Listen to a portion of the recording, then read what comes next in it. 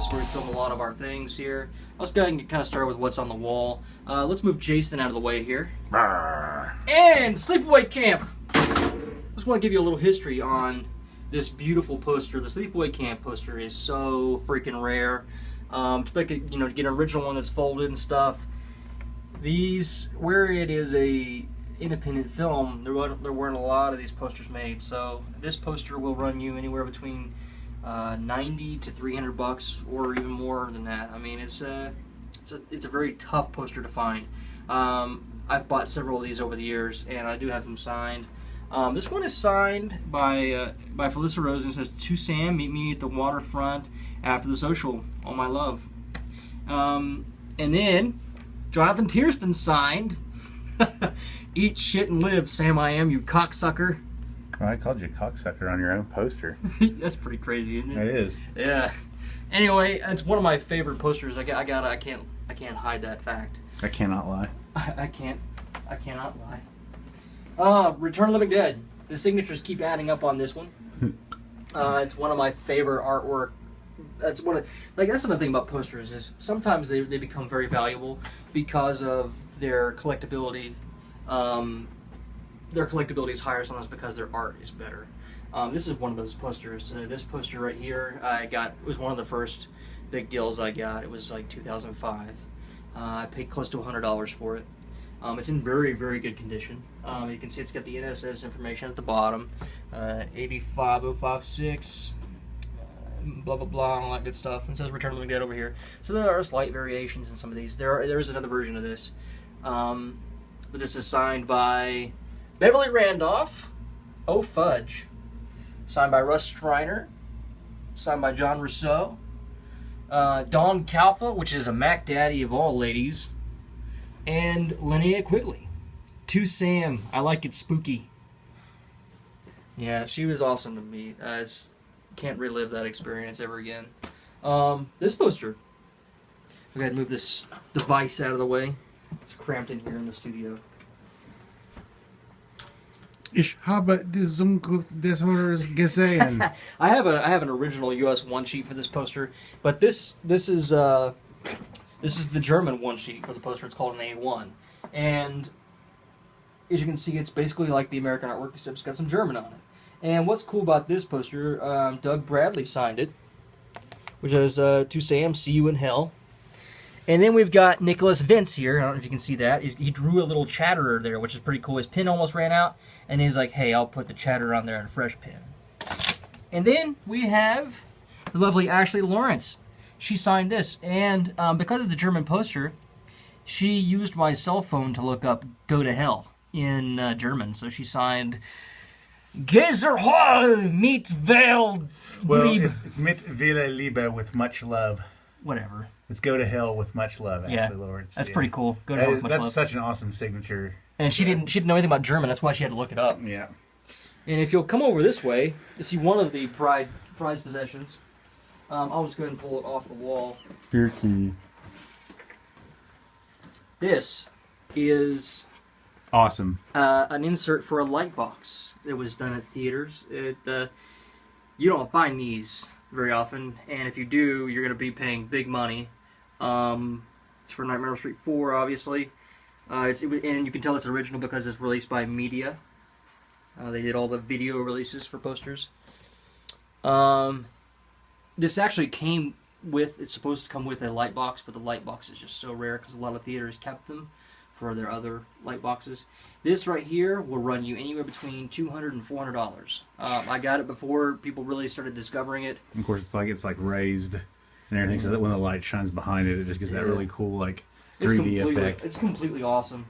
I mean, it's just. You're gonna have to buy you're gonna have to find an original light box somewhere so you can finally display that. Well, I've been looking for one that's a reasonable price. It's just not easy. So these are also some really cool one sheets. This is a one sheet for the film Excalibur from 1981. This is absolutely one of probably the best shapes conditions that I have a poster in. It's absolutely flawless. The colors are bright and vibrant. It's a great poster too, of course, because of the artwork on it, the way it's painted. Plus, it's a movie I just love. It's pretty.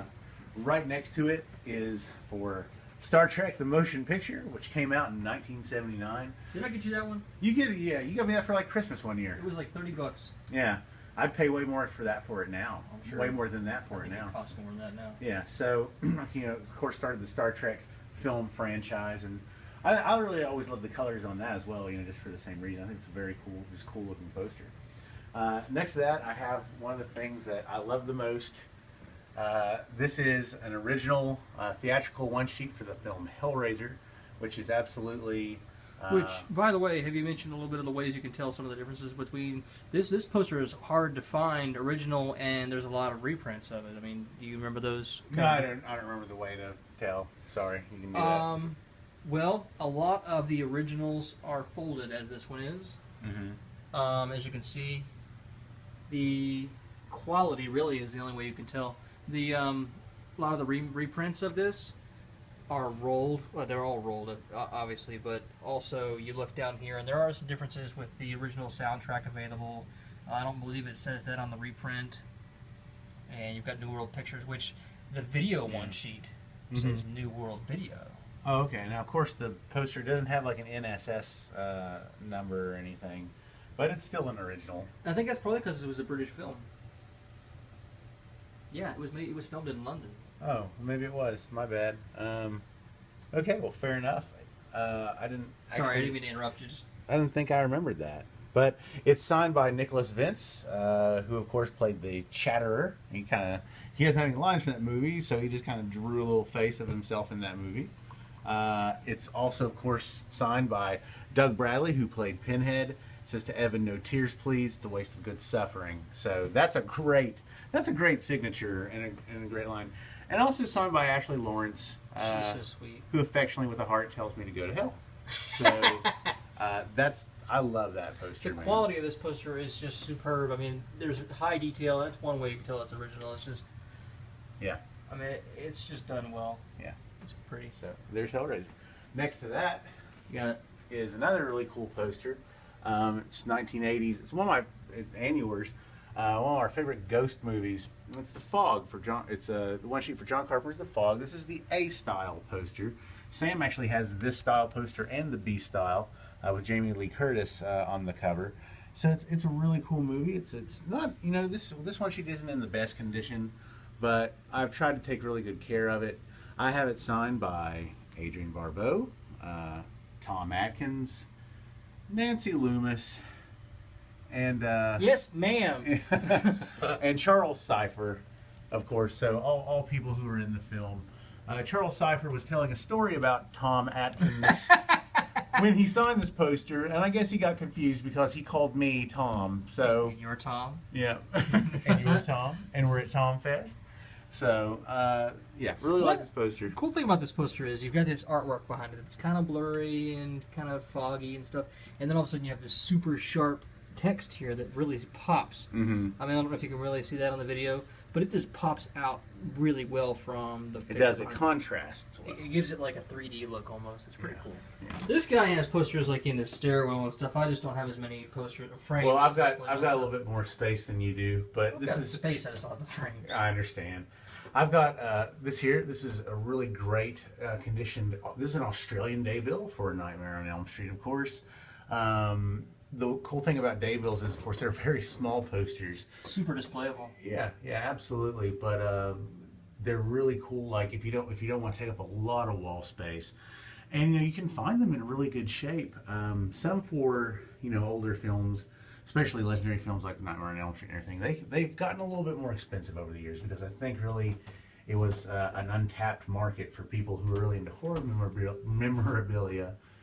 And it's caught on a little bit more. So but you used to be able to get these for $50, and that was the gold standard for the Nightmare on Elm Street daybill. Yeah. Now they're going around 100, 150. Yeah. And it's just crazy how the prices go up. Yeah. Let's talk about this. Okay. This is a really cool. This is a Japanese video release poster for, of course, Pet Sematary. I actually have a friend who can speak some Japanese. Yeah, and he was telling me, that's terrible. He was telling me a little bit about what some of it said. I think that this says actually, because these are two different kinds of Japanese script, I think this actually says video here. But it's, of course, signed by nearly the main three people, really. everybody in the Creed family in the film. Daniel Midkiff, who, you know, had some words for me, because that's what he says. That's what he says to the cat in the film, you know, when it's... and, of course, signed like... Mika Hughes? Yeah, he's a DJ now. Yeah, he's the kid who played Gage Creed. And he says to Evan, "Now I want to play with you," which is, of course, the super creepy line he says on the phone to his dad after he's come back from the dead. And then, of course, from Star Trek: The Next Generation fame, she also played the mom to Evan, loved Denise Crosby. So I think this is one of the first posters I really got. It was awesome talking to them too. Yeah, it really was. Their panel was cool because they talked about Stephen King. Yeah. And they talked about how, as a family, burying their son Gage was, for her, Denise, she said she felt like a mother losing her child, and watching, little Gage at the funeral was really hard for her. It was really cool meeting them. Yeah. Here behind you, where you're standing, we have a video one sheet released by Orion for a video release of Terminator. It's a very busy poster. It's got text everywhere, so there's a whole lot going on that catches your eye. It's signed by Lance Henriksen, who played one of the police detectives in the film, who unfortunately gets shot by Lance Henriksen. Yeah. Of course, he was also Bishop in Aliens. And it's also signed by Michael Biehn, who, of course, plays Kyle Reese and says to Evan, "There is no fate but what we make." He's got a pretty cool signature. I think he's got a pretty cool signature. He's kind of blunt with writing the text, but that's okay. I didn't really care. Yeah.